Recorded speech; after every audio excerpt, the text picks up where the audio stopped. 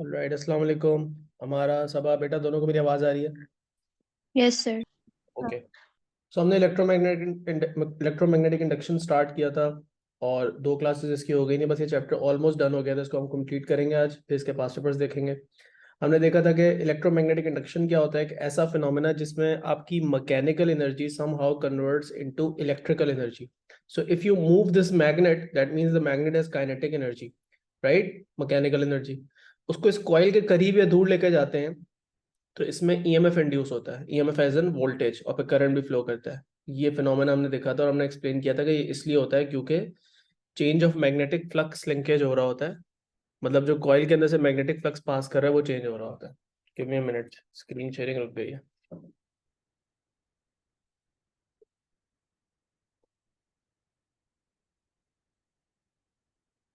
एक minute.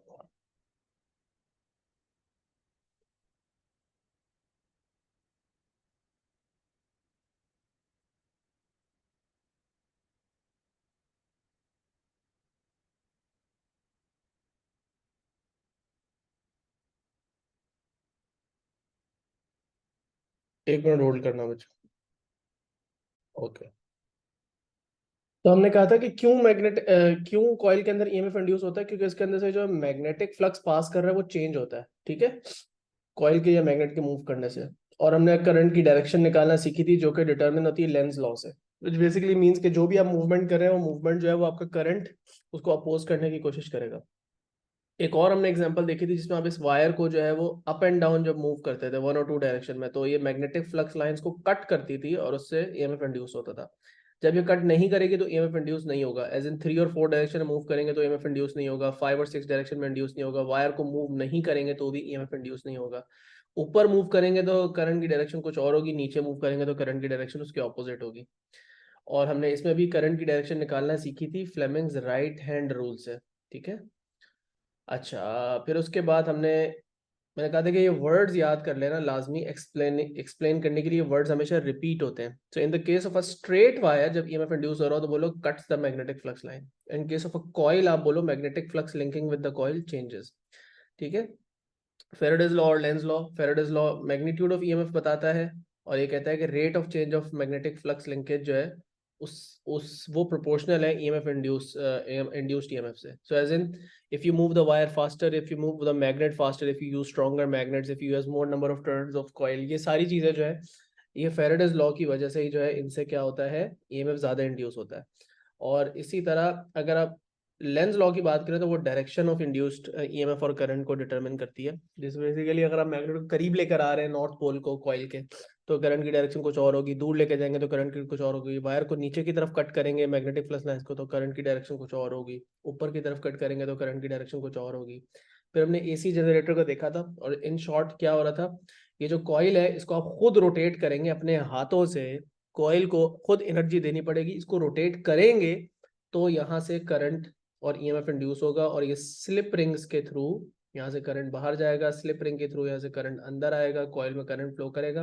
Coil जैसे जैसे रोटेट करेगा उसमें ऑल्टरनेटिंग करंट जो है वो इंड्यूस होगा। तो first half of the rotation में करंट की डायरेक्शन कुछ और होगी, second half of the rotation में करंट की डायरेक्शन उल्टी होगी। सो करंट का या वोल्टेज का जो ग्राफ है वो इस तरह एसी करंट वाला या इस ऑल्टरनेटिंग वोल्टेज वाला ग्राफ बनता है। जहां पे कॉइल हॉरिजॉन्टल होता है ईएमएफ मैक्सिमम होता है, पोजीशन 1 और 3 देख लो। जहां पे कॉइल वर्टिकल होता है पोजीशन 2 और 4 देख लो, यहाँ पे ईएमएफ 0 होता है।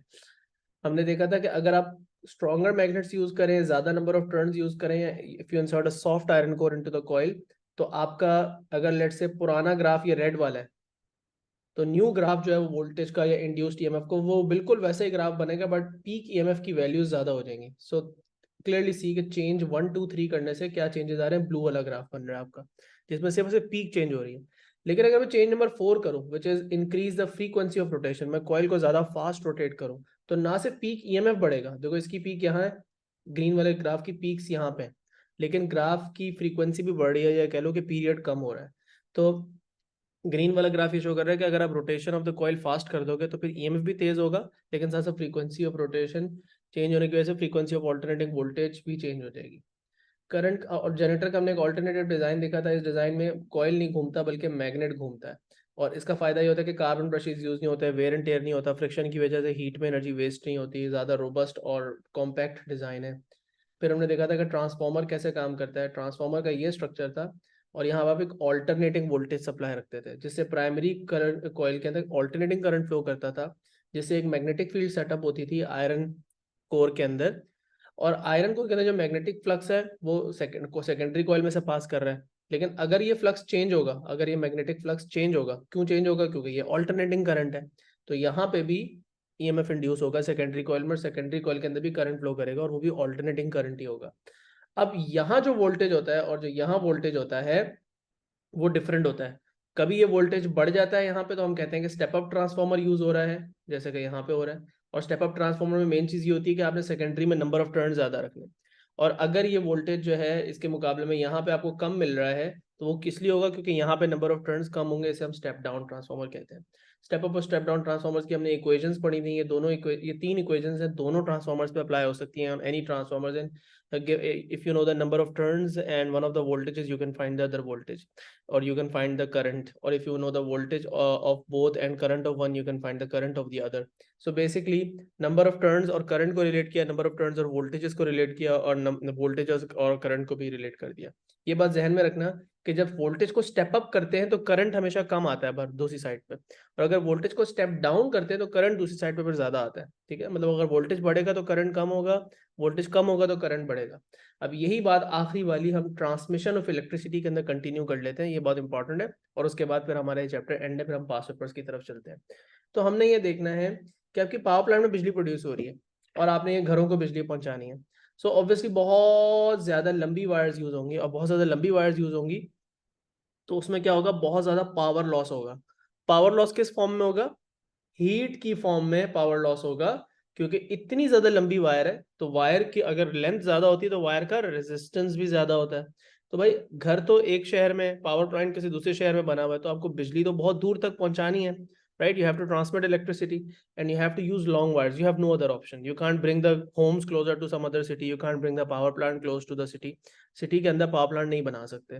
तो इतनी लंबी जो ट्रांसमिशन लाइंस हैं उनका रेजिस्टेंस बहुत ज्यादा होगा, और इतना ज्यादा रेजिस्टेंस होने की वजह से उनमें हीट की फॉर्म में पावर लॉस होगा। अब वो जो पावर लॉस है उसकी इक्वेशन ये है, पावर की इक्वेशन आप पढ़ चुके हैं ना, P equals to VI, P equals to V square upon R, P equals to I square R। तो इन वायर्स में अगर करंट फ्लो कर रहा है I और इस वायर का रेजिस्टेंस है R, तो आपको पता है कि पावर लॉस आप कैसे निकाल सकते हो? I स्क्वायर R से। इससे आपको पता लग जाएगा इस वायर के अंदर हीट की फॉर्म में इतनी पावर लॉस हो रही है, और टाइम से मल्टीप्लाई कर दो तो एनर्जी भी आ जाएगी। तो भाई जाहिर सी बात है, जितना ज्यादा रेजिस्टेंस होगा उतना ज्यादा पावर लॉस होगा, लेकिन साथ साथ ज्यादा करंट होने का भी नुकसान है। एज यू कैन सी, अगर वायर्स में, ट्रांसमिशन लाइन में ज्यादा करंट फ्लो करेगा तो पावर लॉस ज्यादा है। किसी तरह हम वायर का रेजिस्टेंस तो नहीं कम कर सकते। क्यों नहीं वायर का रेजिस्टेंस कम कर सकते?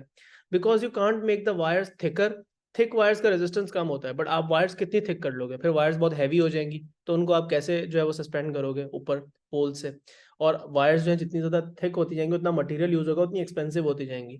Secondly, you can't make change the length of the wires, क्योंकि आप घर को और पावर प्लांट को एक दूसरे के करीब तो नहीं लेकर आ सकते, तो आप वायर का लेंथ भी चेंज नहीं कर सकते। वायर का मटेरियल आप बेस्ट पॉसिबल यूज कर सकते हो, but you can't really do much about the resistance of the wires. So what can you do? You can do something about the current in the wires.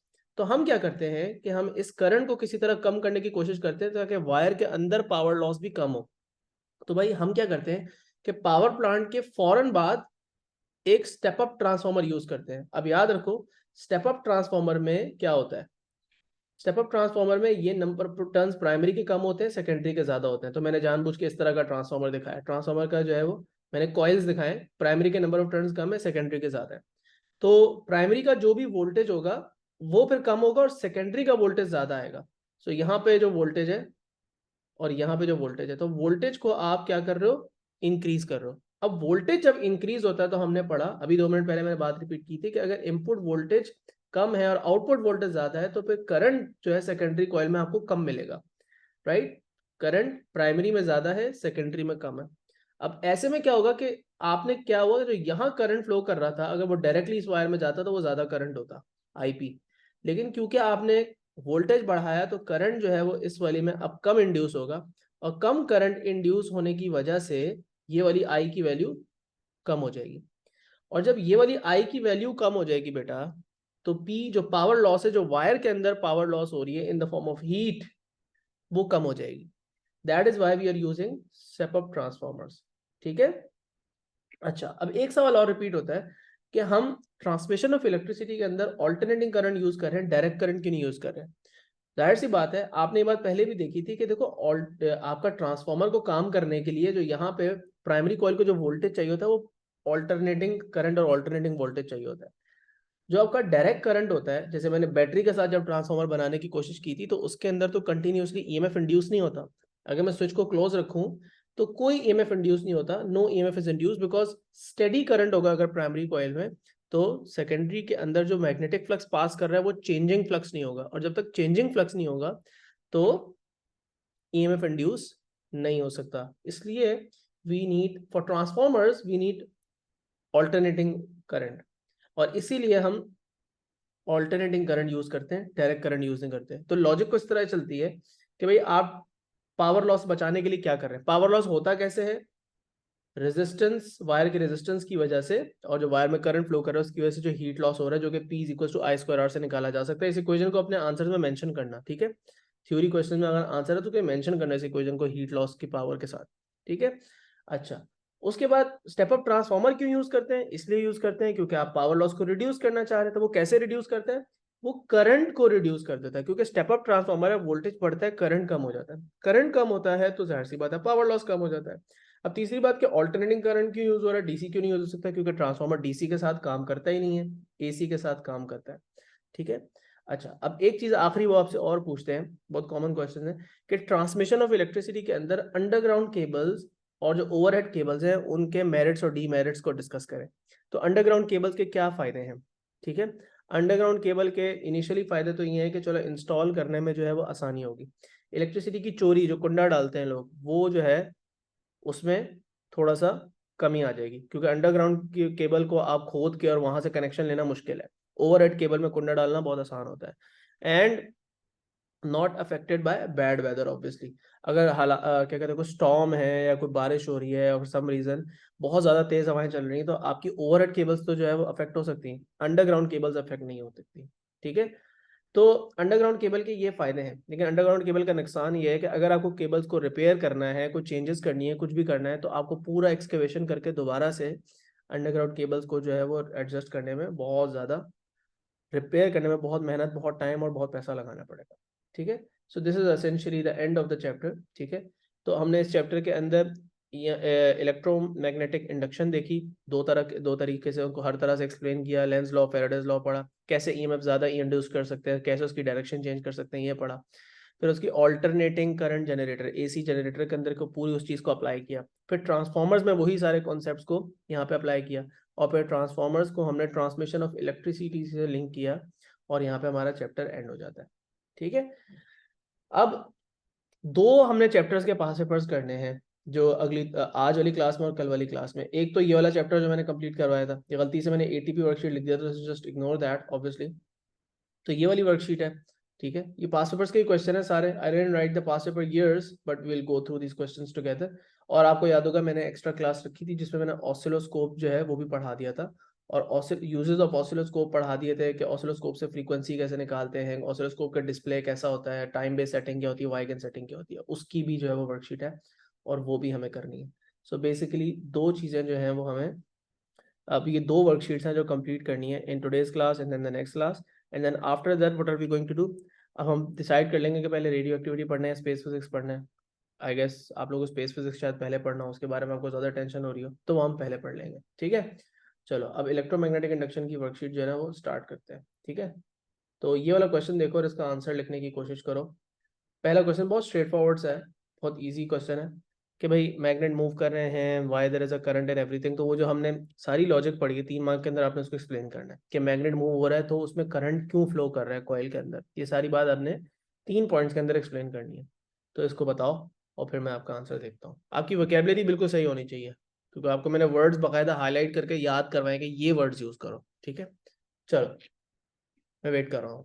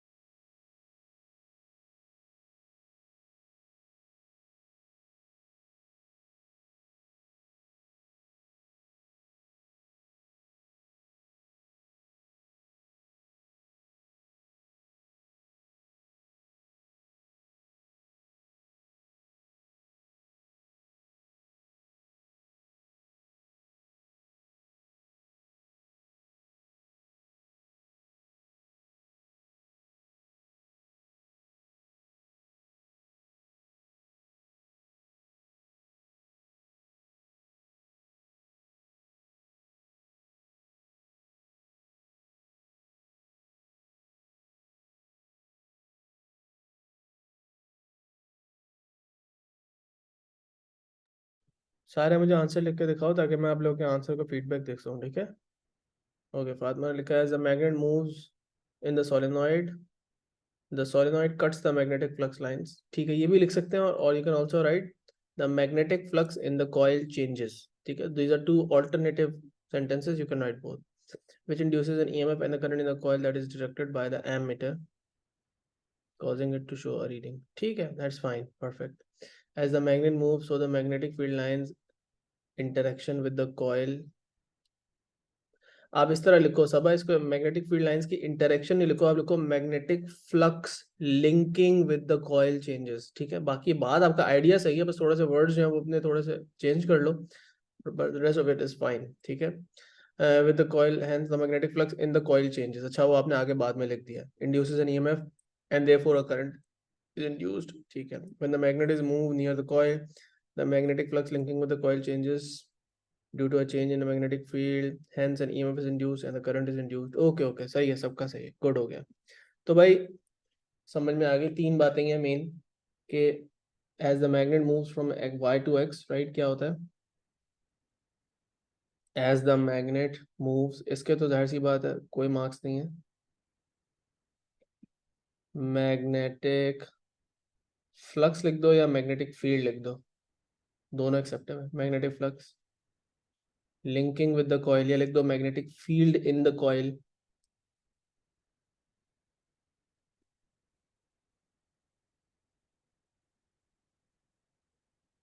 ये हो गया पहला point.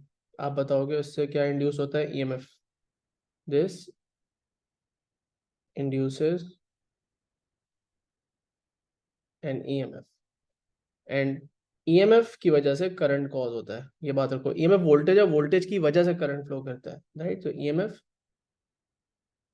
Causes a current to flow. Current flow करने के लिए जरूरी है कि सर्किट जो है वो क्लोज हो, तो आप लिख दो कि सर्किट क्लोज्ड है। अगर एक कॉइल है जो कि क्लोज्ड सर्किट नहीं है, तो जाहिर सी बात है उसमें ईएमएफ इंड्यूस नहीं होगा।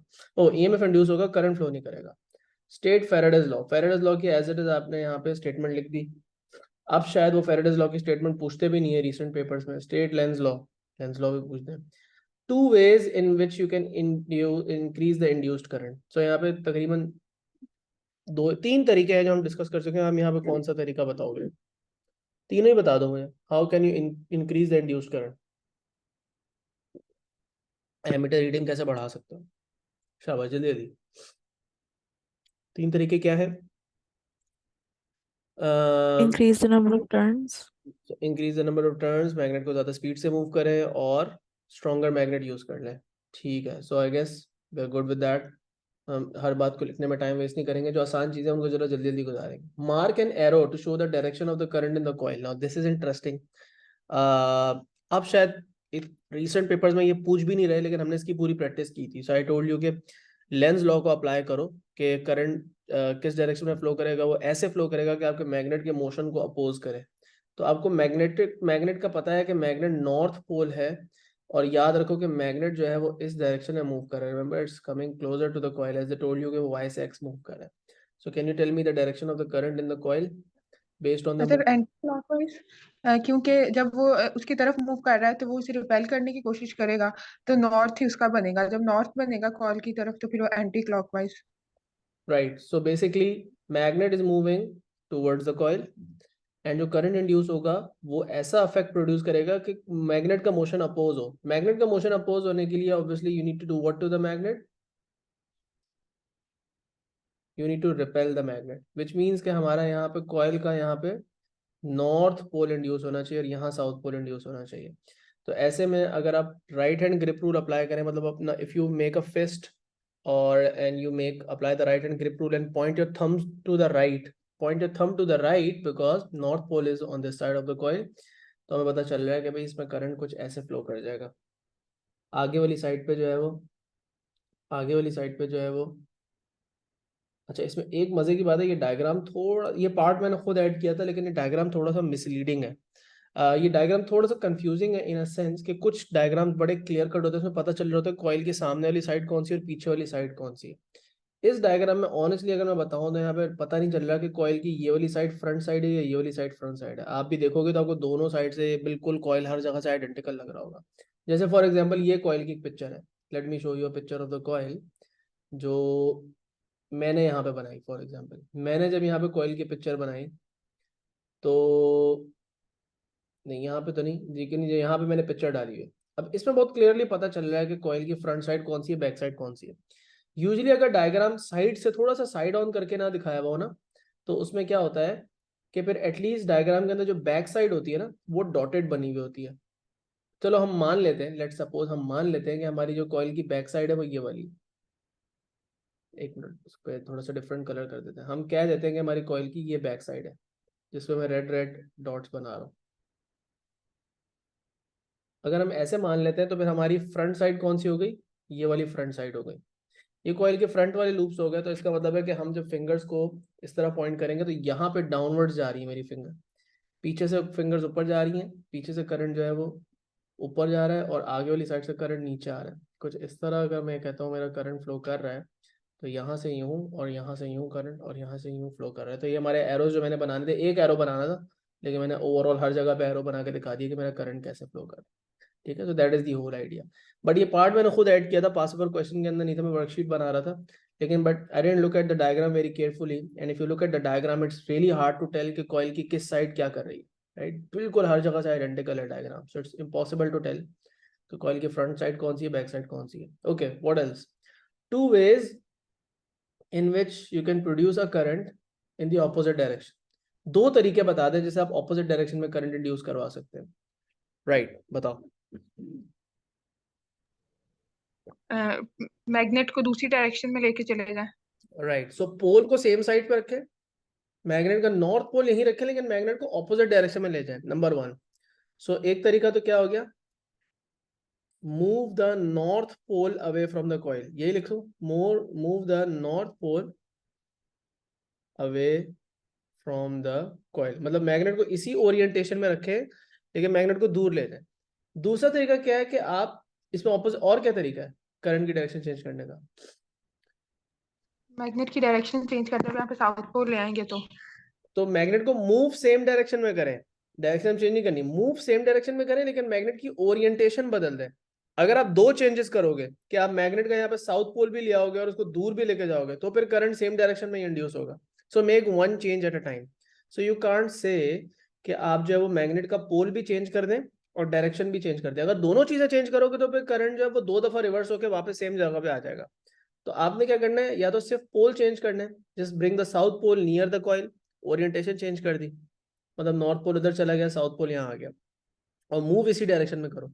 या फिर मैग्नेट को रखो ऐसे ही और दूर ले जाओ, मूवमेंट ऑपोजिट कर दो। तो दूसरे ऑप्शन में हम ये लिख सकते हैं, change the orientation as and move the south pole and still move it towards the coil. I hope that make sense. ठीक है, अच्छा अब हम ये दूसरा वाला जो हमने एक एक्सपेरिमेंट देखा था उसके अंदर सारी बातें अप्लाई करते हैं। नेम ऑफ द अफेक्ट, ये अफेक्ट का नाम क्या है, जो इस चैप्टर का नाम है, क्या नाम है इस चैप्टर का? कह रहे हैं कि ये जब आप वायर को मूव करते हैं तो एमीटर पे रीडिंग आती है, इस अफेक्ट को क्या कहते हैं? इस पूरे चैप्टर का नाम क्या है? वो ऊपर लिखा हुआ है, ये जो हाँ हाँ, ये जो फिनोमेना है इस चैप्टर का जो नाम है वो उसे क्या कहते हैं? Electromagnetic induction. इंडक्शन। ये मत लिखना induced EMF, yes EMF induce हो रहा है लेकिन फिनोमेना का नाम क्या है वो बताना है आपने। तो इस प्रोसेस को क्या कहते हैं? वाई द नीडल डिफ्लेक्ट्स, ये सवाल वही है ना जो पहले भी हो रहा था, बट अब जरा वायर वाला केस है तो हम जरा डिफरेंट तरीके से लिख सकते हैं। तो पहले आपने लिखा था magnetic flux in the coil changes, अब आप उसको किससे रिप्लेस कर दोगे? Wire cut the line, cuts the magnetic flux lines, right?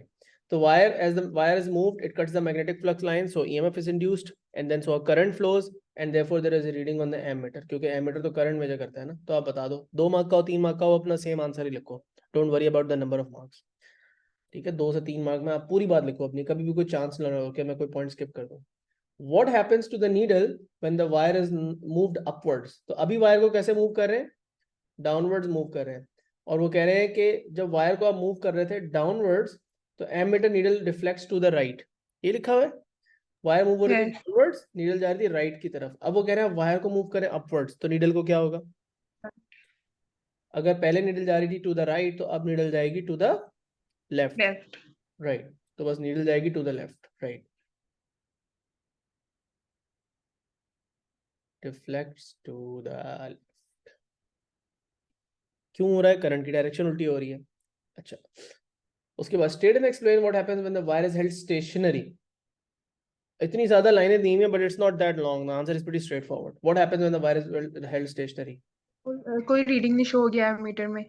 No reading. So essentially we are saying no current. और उसके पीछे भी हम रीजन क्या बताएंगे? No induced EMF. और हम बताएंगे कि स्टेशनरी वायर नॉट कटिंग। तो जो वहां आपने लिखा था कि ईएमएफ क्यों इंड्यूस हो रहा था, अब ये बता दो क्यों नहीं इंड्यूस होगा। Not cutting the magnetic flux lines. ठीक है बेटा, कोई सवाल हो प्लीज बीच में पूछ लेना। मैं थोड़ा सा फास्ट इसलिए चल रहा हूँ ताकि हम कंप्लीट कर लें वर्कशीट आज, और हम अगली क्लास में नेक्स्ट वर्कशीट पे फोकस करें। Anyways I guess this question is done. Now what is this? तो क्वेश्चन में लिखा हुआ क्या है? This is a generator. ठीक है, एसी जनरेटर है। अब यहाँ पे कह रहे हैं कि डिफरेंट पार्ट्स को लेबल कर दें। तो I give you a minute, जल्दी जल्दी से देख लेते हैं। सबसे पहले आपने लेबल करना है कॉइल को with letter C. So coil कौन सा है?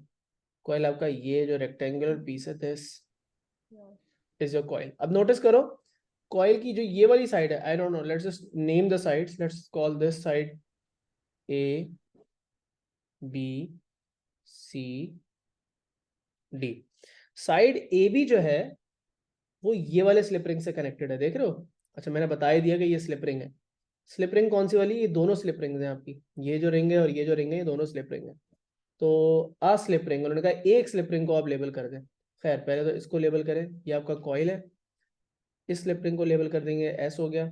स्लिप रिंग को एस से लेबल करना था, और कार्बन ब्रश को बी से लेबल करना था। सो आ कार्बन ब्रश, दो ब्रश लगे हुए, एक कार्बन ब्रश ये लगा हुआ है और एक कार्बन ब्रश ये लगा हुआ है। किसी एक को लेबल कर दो, let's just call this one B. अच्छा, मैं कॉइल की साइड्स को लेबल कर रहा हूँ A B C D. A B, side A B जो है वो इस वाले स्लिप रिंग से कनेक्टेड है। याद है हमारा जो डायग्राम था वहां पे वो थोड़ा सा दिखाने में वहां मुश्किल हो रही थी, जो बुक में मैंने डायग्राम जो फिजिक्स मैटर से लिया था, बट यहाँ पे बहुत अच्छा डायग्राम बना हुआ है। ये वाली साइड इससे कनेक्टेड है, और देख लो कि ये जो साइड डीसी है ये इस वाले कॉइल से नहीं कनेक्टेड, ये नीचे से बस पास करी और इस वाले से कनेक्टेड है। तो जाहिर सी बात है, जब इसमें से करंट अंदर जाएगा लेट सपोज, तो यहाँ से करंट ए बी की तरफ फ्लो करेगा, यूं फ्लो करेगा, यूं फ्लो करेगा, और यहाँ से करंट बाहर आके फिर यहाँ से यूं जाएगा। देख रहे हो पूरा कंप्लीट लूप बन रहा है करंट का। और जब करंट कॉइल की हाफ रोटेशन कंप्लीट हो जाएगी, राइट, तो फिर क्या होगा? करंट जो है वो प्रॉब्ली यहाँ से अंदर जा रहा होगा, यूं जा रहा होगा, right. So I guess I'll just update my notes later on and change that diagram with this one because this is much clearer.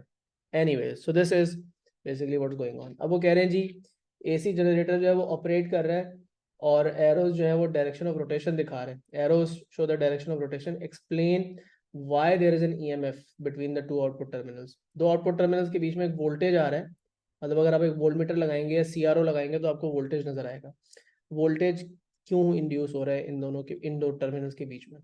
तो अब हमने जो जनरेटर का फंक्शन लिखना था स्टेप बाय स्टेप, उसको हम 3 मार्क्स में एक्सप्लेन कर सकते हैं।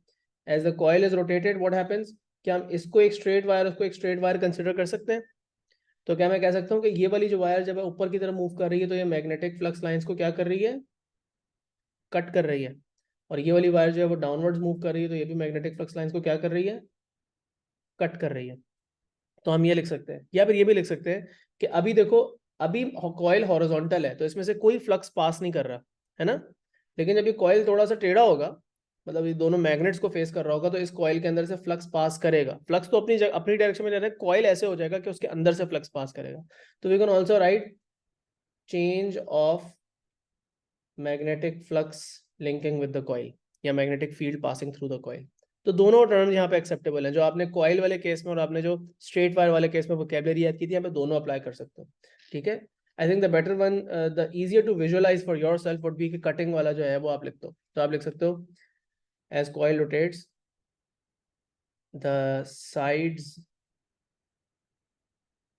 Of the coil cut the magnetic flux produced by permanent magnets. Permanent magnets ने एक मैग्नेटिक फील्ड लाइन जा रही है वहां से नॉर्थ से साउथ, उस मैग्नेटिक फील्ड को क्या कर रहा है? कॉइल रोटेट करते हुए कट कर रहा है। ठीक है, this induces an EMF। अच्छा, इसमें मैं थोड़ा सा आंसर को एक्सटेंड करने की कोशिश इसलिए करूंगा क्योंकि 3 मार्क का और इसमें सिर्फ ईएमएफ का ही पूछा हुआ है, करंट वाला पॉइंट भी नहीं आपने मेंशन करना, सिर्फ ईएमएफ वाला पॉइंट मेंशन करना है। तो आप बताओ, as the coil rotates, coil की जो दोनों साइड्स हैं वो क्या कर रही हैं, कट कर रही है मैग्नेटिक फ्लक्स लाइंस को। लेकिन ये भी बताओ एडिशनली कि मैग्नेटिक फ्लक्स लाइंस कहाँ से आ रही हैं, कि अगर लेट सपोज ये नॉर्थ पोल है साउथ पोल है तो ये फ्लक्स लाइंस है जो मैग्नेट प्रोड्यूस कर रहा है। तो इसलिए मैंने यहाँ पे पूरी बात लिखी है ताकि कुछ मिस ना हो जाए। सो मैग्नेटिक फ्लक्स आ रहा है प्रोड्यूस बाय द मैग्नेट्स, और कॉइल की जो साइड्स हैं, और कौन सी साइड्स हैं आप ये भी बता सकते हो। You can actually name the sides A B and D C, right, you just name them and you can call that sides A B and C D of the coil. State the purpose of the slip rings. Slip rings का क्या purpose है बेटा, simply current को conduct करना, coil से अंदर और coil के बाहर। जो यहाँ से करंट आएगा उसको यहाँ से बाहर लेके जाना, और यहाँ से अगर लेट सपोज करंट अंदर लेके जाना है तो स्लिप रिंग कंडक्ट करेगी करंट।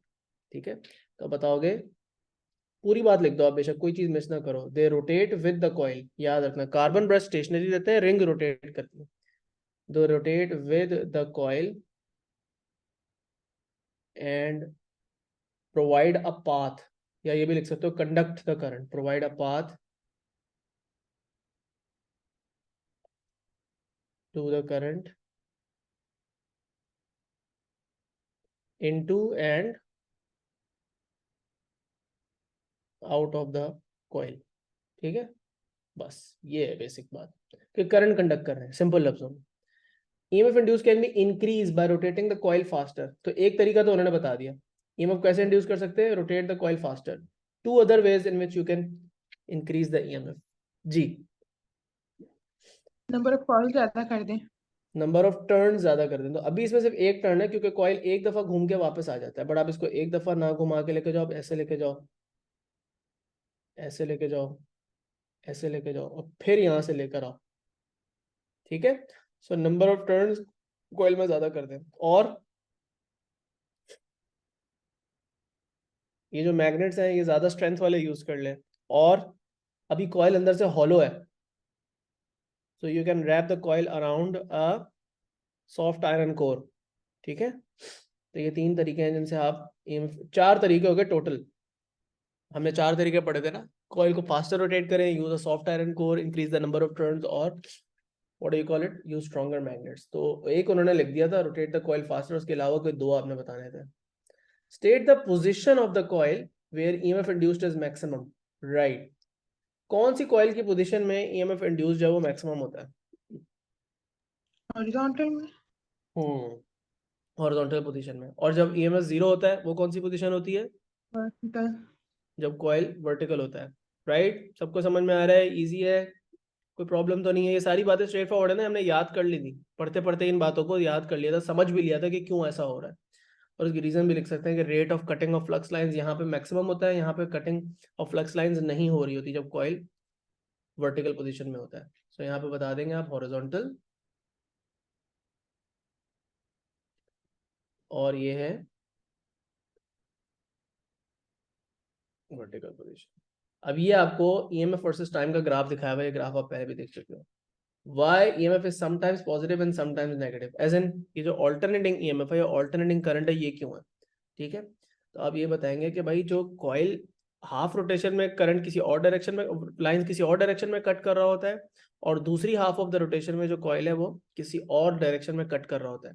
अगर इसके वर्ड्स क्लियर नहीं है, let suppose what vocabulary you are going to use, how you are going to write it, तो let me just write this for you, so you can actually write a proper answer जो कि concise हो, up to the point हो, क्योंकि बहुत लंबा हो सकता है आप बताने में, एक्सप्लेन करने में you may find it hard to find the words, the right words to answer this type of question। क्या alternating है तो बताओ। In first half of rotation the magnetic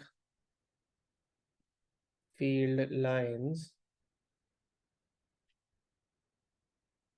are cut in one direction, in the second half of rotation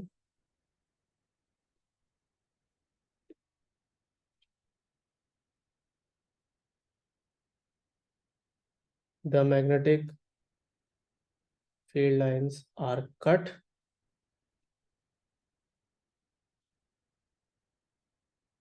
in the opposite direction.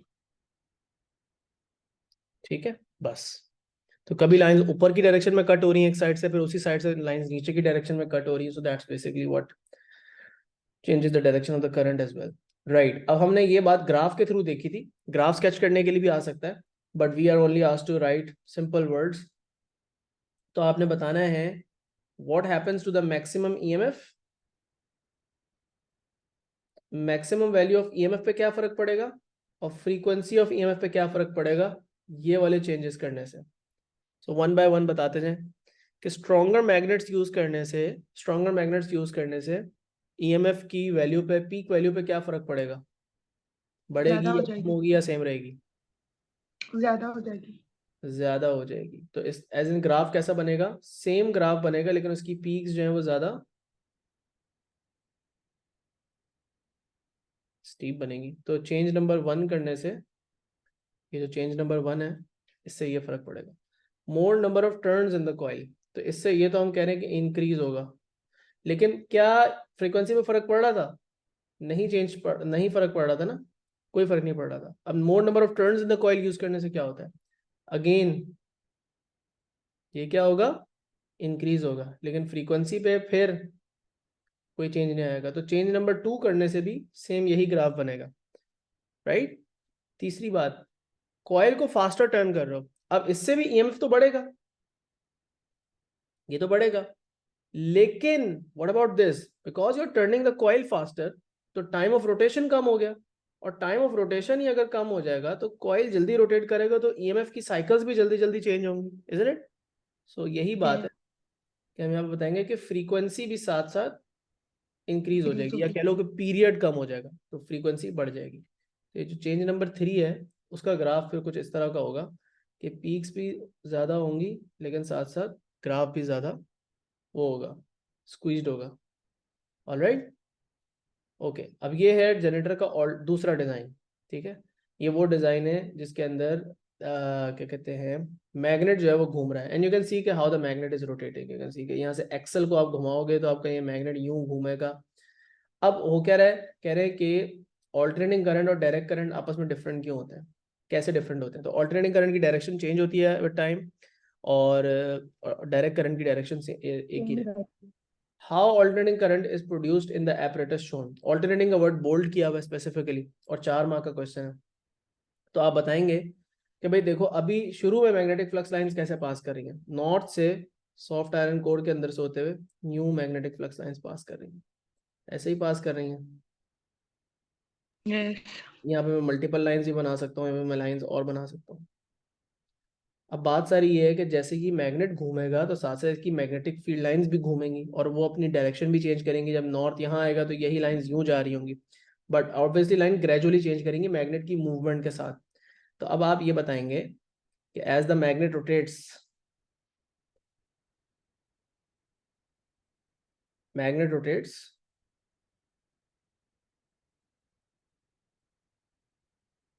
बताओ उसकी field भी साथ साथ rotate करेगी, it's field moves along with it, magnet अपनी field अपने साथ साथ घुमाता है। ठीक है, सो मैग्नेटिक फ्लक्स या magnetic field passing through the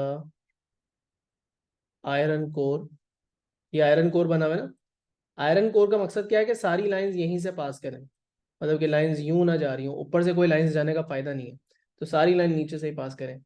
तो magnetic flux passing through the iron core as well as the coil, ऐसे मतलब वहां पे कॉइल रैप हुआ है तो कॉइल के अंदर से गुजर रही, मेन चीज तो ये है,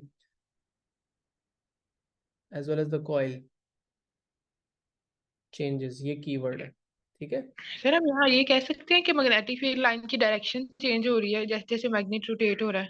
हाँ कह सकते हैं मैग्नेटिक फील्ड लाइंस की डायरेक्शन चेंज हो रही है, बिल्कुल। बस ये हम ये कह रहे हैं कि मैग्नेटिक फ्लक्स चेंज हो रहा है, जनरली भी लिख सकते हैं। So this induces an EMF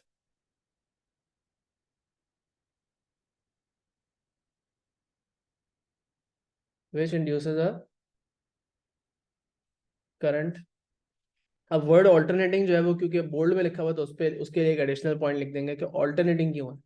देखो जब लाइन नॉर्थ से, जब नॉर्थ पोल यहां से साउथ पोल की तरफ यूं जाएगा तो लाइंस में जो चेंज आ रहा है वो कह लो कि आई डोंट नो किस तरह कह सकते हैं कि लाइंस राइट से लेफ्ट की तरफ शिफ्ट होंगी।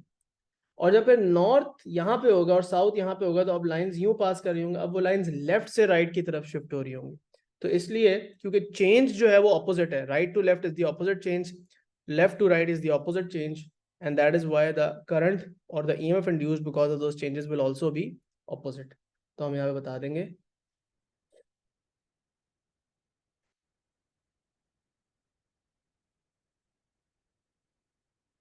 the current is alternating because in first half of the rotation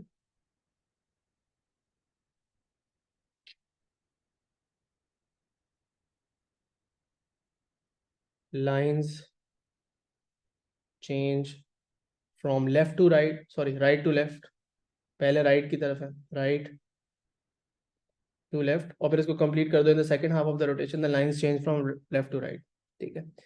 Two ways in which the current in the lamp may be increased. Magnet को ज्यादा फास्ट रोटेट करें, ज्यादा स्ट्रॉन्ग मैग्नेट यूज करें, number of turns in the coil बढ़ा दें। Use a soft iron core आप नहीं लिख सकते क्योंकि वो ऑलरेडी यूज हो रहा है, ठीक है। चलो ट्रांसफार्मर के क्वेश्चंस। अब ये ट्रांसफार्मर का वो वाला क्वेश्चन है जो एग्जैक्ट हमने वर्ड बाय वर्ड जो है उसके अंदर लिखा हुआ है अपने नोट्स के अंदर। डीसी सप्लाई यूज हो रही है, याद रखो डीसी सप्लाई यूज हो रही है। ये आपकी आयरन रिंग है और ये आपका ट्रांसफार्मर वाला पूरा डिजाइन बना हुआ है, ये आपका एमीटर है। कह रहे हैं स्विच को क्लोज करेंगे तो क्या होगा, स्विच को क्लोज करेंगे तो एकदम से करंट यहाँ पे इंक्रीज होगा प्राइमरी कॉइल में, तो मैग्नेटिक फील्ड जो सेटअप होगी वो इंक्रीज करेगी।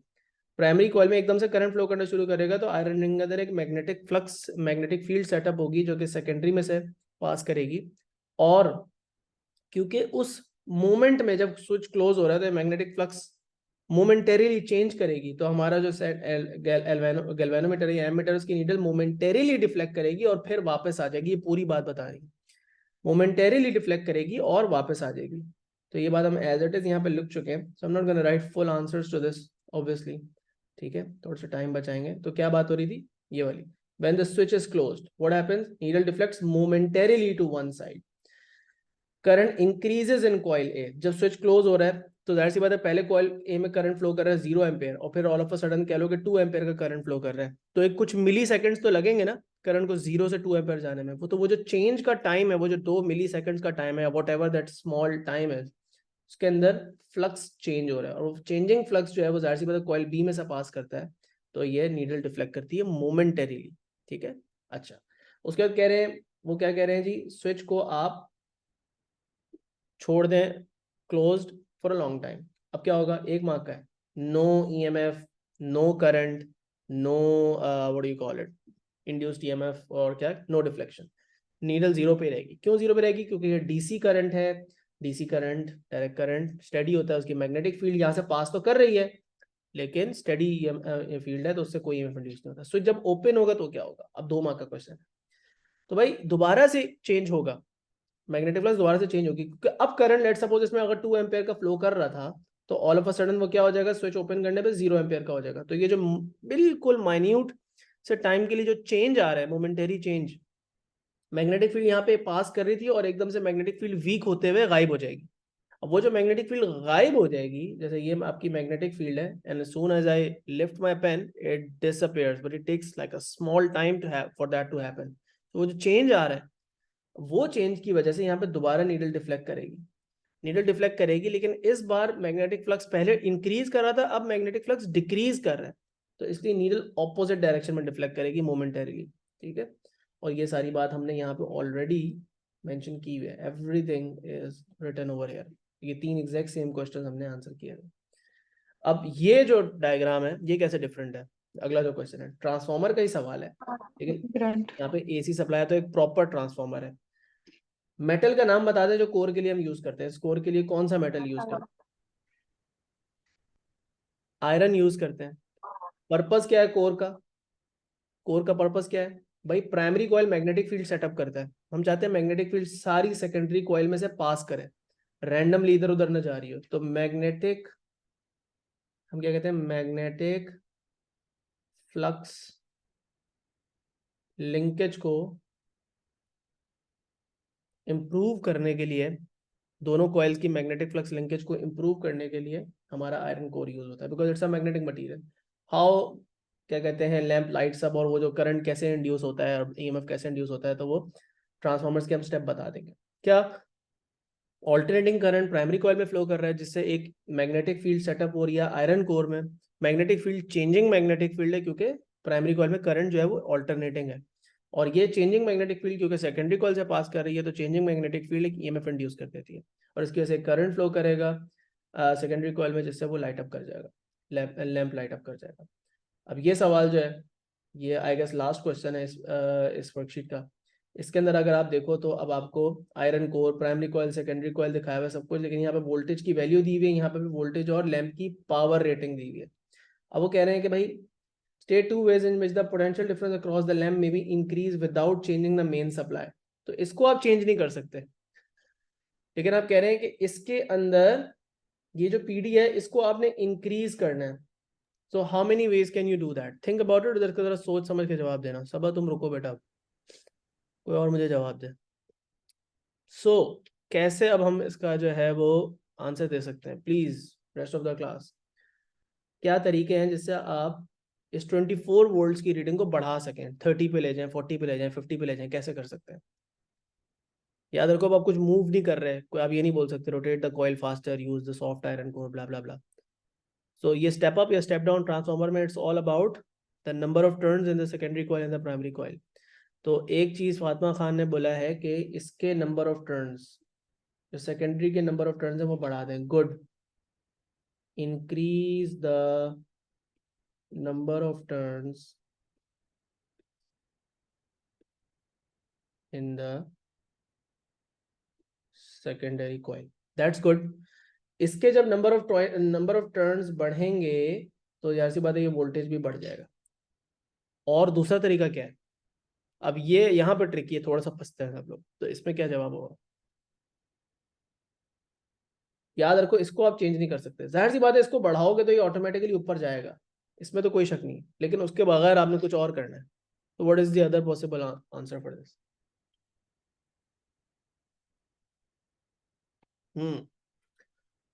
समझना आपने ये है कि आपने इस इक्वेशन को देखना है। इक्वेशन क्या है? सेकेंडरी का वोल्टेज अपॉन प्राइमरी का voltage is equal to secondary के number of turns upon primary के नंबर ऑफ टर्न्स। ये कहानी है सारी। एक तरीका ये है कि इसको बढ़ा दो, बाकी सब चीजें सेम रखो, तो ये बढ़ जाएगा। ऐसा ही है, राइट? इसके अंदर आप एग्जांपल के तौर पे नंबर्स लेके देख सकते हो। लाइक फॉर एग्जांपल मैं कहता हूँ कि इसमें नंबर ऑफ टर्न्स हैं 600 और इसमें नंबर ऑफ टर्न्स हैं 60, ठीक है? अब जस्ट एज अ एग्जाम्पल हम यहाँ पे नंबर्स को अप्लाई करके देखते हैं। हम कहते हैं यार ओके, ये 24 आ रहा है, ये 240 आ रहा है, और ये 60 है, ये 600 आ रहा है। According to this mathematical equation, this mathematical equation should prove true. तो ये भी 1/10 आ रहा है, ये भी 1/10 आ रहा है सिंप्लीफाई हो गया, और ये भी सिंप्लीफाई होकर 1/10 आ रहा है। तो दोनों साइड्स का जो रेशियो है, जो वोल्टेजेस का रेशियो क्या है, 1/10, 1:10 का रेशियो है, या 10:1 का रेशियो है। ऐसा ही है ना, 10:1 का रेशियो है। ये बेसिक मैथ्स आप लोगों ने पढ़ी है। तो नंबर ऑफ टर्न्स का रेशियो भी क्या होना चाहिए, 10:1 का रेशियो होना चाहिए, जब इन दोनों रेशियो को सिंप्लीफाई करता हूँ। तो इसलिए इसकी फ्रैक्शन और इसकी फ्रैक्शन सेम एग्जैक्ट सिंप्लीफाई होकर सेम आनी चाहिए। अब अभी की ये सिचुएशन है, मैंने कहा कि पहला तरीका मैंने लिखा कि increase the number of turns in the secondary coil, मतलब इसको बढ़ा दें। तो अगर इसको मैं इंक्रीज कर दूं, अब इस वैल्यू को मैं अननोन कर देता हूं, जो वोल्टेज सेकेंडरी का है मुझे नहीं पता अब क्या होगा, लेकिन इसको मैं बढ़ा के 120 कर देता हूं। मतलब मैंने नंबर ऑफ टर्न्स सेकेंडरी के अंदर डबल कर दिया। अब अगर वीएस का मैं आंसर निकालूं, तो आप चेक करो वीएस का आंसर क्या आएगा। You can calculate it yourself. 120/600 multiply by 240, आपको पता लगेगा आपका आंसर आ रहा है 48 वोल्ट्स आएगा। खुद ही चेक कर लो बेशक। क्या किया मैंने, नंबर 1 जो चेंज मैंने लिखा था, जब ना आंसर लिखा था, एक काम तो मैंने ये कर लिया कि इसको 60 से बढ़ा के 120 कर दिया। बाकी कुछ भी नहीं चेंज किया, ना इसको चेंज किया ना इसको चेंज किया, तो ये वोल्टेज भी यहाँ पे बढ़ गया। अभी भी ये स्टेप डाउन ट्रांसफॉर्मर भी है, अभी स्टेप अप नहीं बना है, तो स्टेप डाउन ही, क्योंकि प्राइमरी के अभी भी टर्न्स ज्यादा है, सेकेंडरी के अभी भी कम है। अब एक और तरीका ये था कि इसको आप वापस ले आओ 60 पे, इसको वापस ले आओ 60 पे। दूसरा तरीका ये भी तो है ना कि यार इसको कम कर दो, इसको कम कर दो, इसको 600 के बजाय 200 कर दो, लेट्स सपोज। अच्छा चलो हाँ, इसको 200 कर दो। अब क्या होगा? अब आंसर निकाल के देख लो खुद ब खुद। वीएस जो है वो पहले आ रहा था 24 आ रहा है ना पहले तो वीएस, अब देखो अब डिफरेंट हो जाएगा।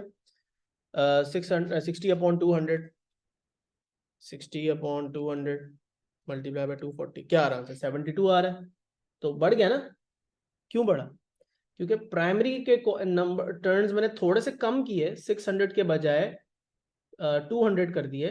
तो इनका रेशियो जो है वो थोड़ा सा अब इस तरह हो गया कि जो पहले जो है इसका रेशियो 10:1 था, वो 10:1 का रेशियो नहीं रहा, थोड़ा सा कम हो गया। आई डोंट नो जो भी रेशियो है, बट इनको मैंने थोड़ा सा कम कर दिया। तो दूसरा तरीका ये है कि decrease the number of turns in the primary coil. तो प्राइमरी कॉइल के नंबर ऑफ टर्न्स डिक्रीज करने थे, सेकेंडरी का वोल्टेज बढ़। ठीक है, तो ये दोनों बातें प्लीज समझ लेना। ठीक है, आई होप क्लियर हो गया, सबको समझ में आ गया बेटा? Is that clear?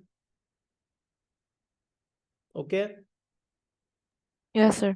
All right.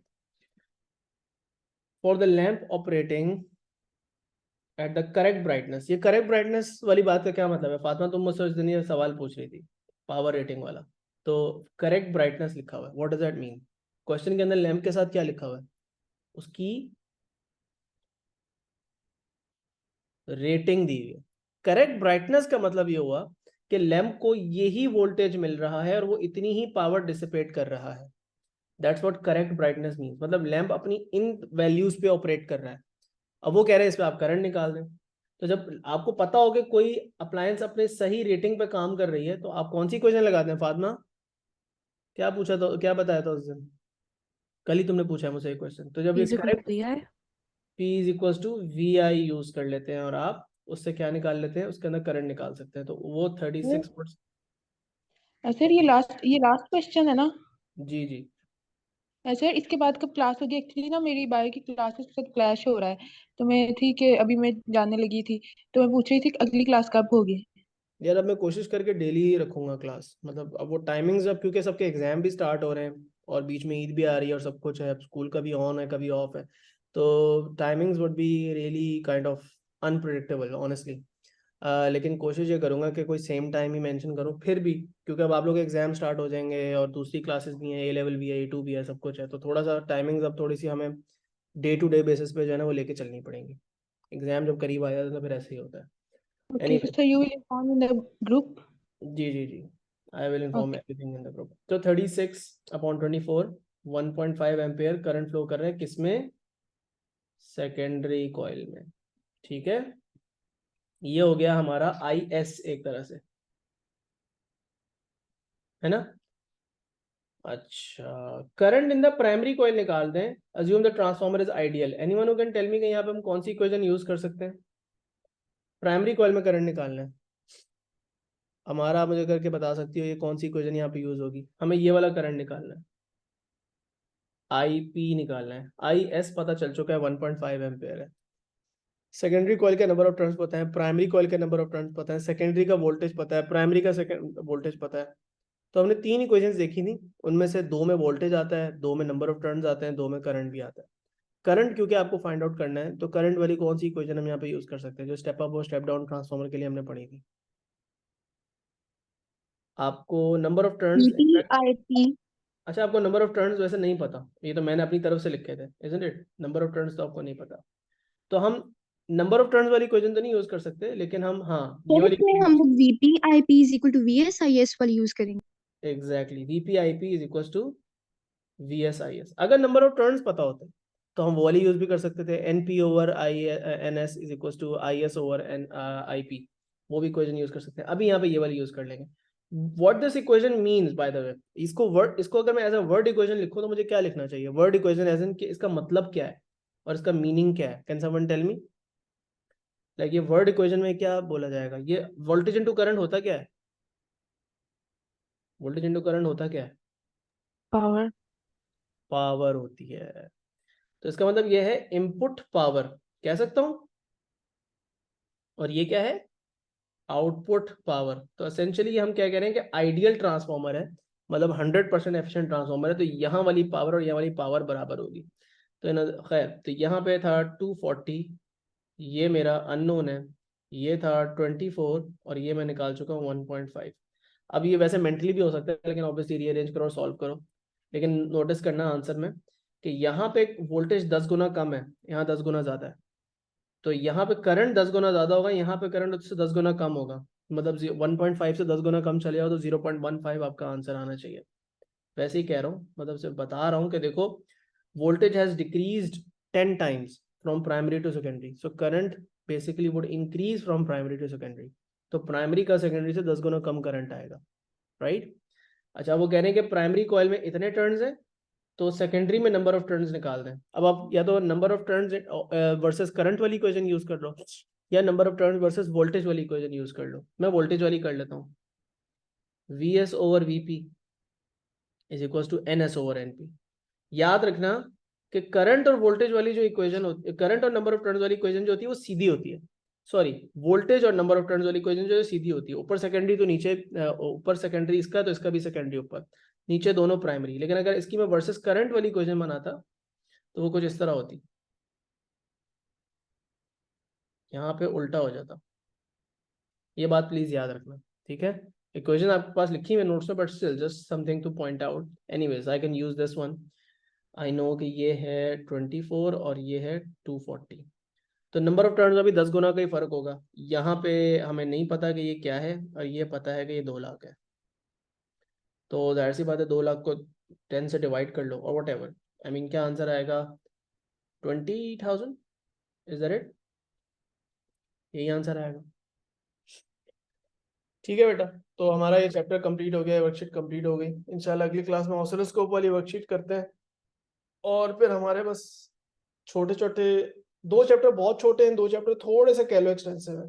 Radio activity और जो स्टार्स वाला चैप्टर है वो थोड़ा सा डिटेल है। जो अर्थ और सोलर सिस्टम और जो न्यूक्लियर फिजिक्स वाला चैप्टर है, ये इंतहाई छोटे हैं। मतलब मेरे ख्याल से एक क्लास में शायद दोनों चैप्टर हो जाए, इतने आसान है, आधे घंटे में बैठ के आप कंप्लीट कर सकते हो, और बहुत ही आसान है। केमिस्ट्री अगर आप लेते हो तो वैसे ही आधे से ज़्यादा आपको चीज़ें उनमें पता होती हैं, न्यूक्लियर फिजिक्स वाले में आइसोटोप्स और न्यूक्लियॉन नंबर और प्रोटॉन नंबर एक्सेट्रा एक्सेट्रा, ठीक है। खैर, तो हम अगली क्लास में प्रोबेबली पहले स्पेस फिजिक्स कर लेंगे, ठीक है। चलें, अल्लाह हाफिज़।